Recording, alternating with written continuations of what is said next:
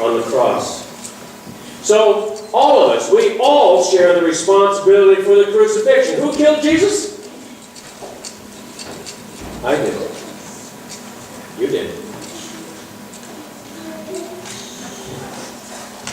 Judas was responsible.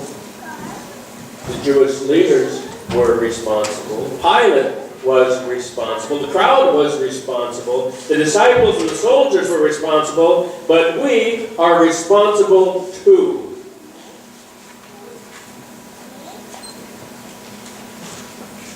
Someone once wrote G.K. Chesterton.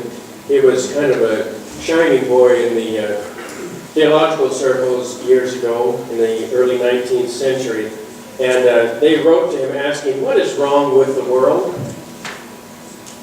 Well, Chesterton answered that letter with one of his own. His letter said, gentlemen, in response to your question, what is wrong with the world? I am. Sincerely, G.K. Chesterton. And that about sums it up, doesn't it? I am what is wrong with the world. You are what is wrong with the world. We're all what is wrong with the world. That's not a popular message today, is it? We prefer to talk about other people's problems with the counselor instead of confessing the sins to a priest or a pastor or in corporate worship. I have to be careful to note that counselors have their place, and they are a great help to a great many people. But the thing that I'm concerned about is that we have a society that seeks a medical model for all its problems and no longer allows anyone to speak of sin and guilt.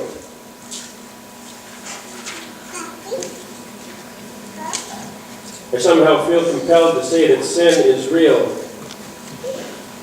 and that we have reason to feel guilty. That isn't the end of the story, though. You know that, don't you? You know that. The end of the story has to do with forgiveness. But the beginning of the story is that we've all sinned and we've all fallen short of the glory of God. Anybody follow Doonesbury in the comic strips at times?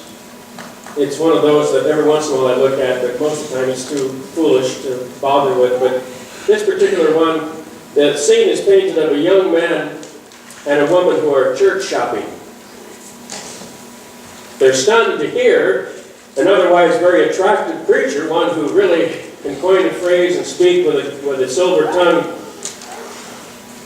And they're stunned to have him actually say the word sin. They heard sin.